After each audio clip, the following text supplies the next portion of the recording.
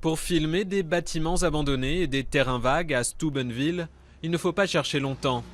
Dans les années 50, cette ville de l'Ohio était cernée d'aciéries et comptait 2 fois plus d'habitants. Et puis les crises et les délocalisations ont tout fait fermer. Les ouvriers ici ont toujours oscillé entre démocrates et républicains, mais récemment l'avantage est aux républicains. Rosemary est l'une de ces démocrates qui ont changé de bord.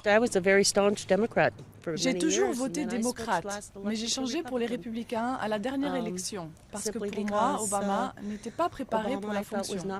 Et maintenant, c'est évident qu'il n'a rien fait. Hook, lui, est républicain. Retraité des hauts fourneaux, ses positions politiques tiennent en 3 mots. Plus jamais Obama. Je préférerais voter pour l'ivrogne du coin plutôt que pour Obama. Il fait n'importe quoi, c'est un politicien. Le plus inquiétant pour les démocrates est que même chez ses adorateurs et adoratrices de 2008, sa cote a baissé. Regardez, c'est grand ici, il faut réparer tout ça. Swan a quasiment 18 ans, elle est bien connue à Steubenville, où elle travaille dans plusieurs associations.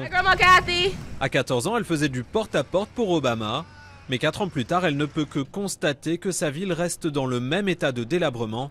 L'espoir a fait long feu. Le changement, on ne le voit pas. Il nous a raconté beaucoup de salades, tout le monde y a cru. Maintenant, c'est la fin de son mandat, il n'a vraiment rien fait pour les États-Unis. Barack Obama aura du mal à être réélu en novembre sans l'emporter dans l'Ohio, l'un des États les plus convoités par les deux partis. Il ne lui reste que quelques mois pour ramener les ouvriers et les étudiantes au bercail démocrate.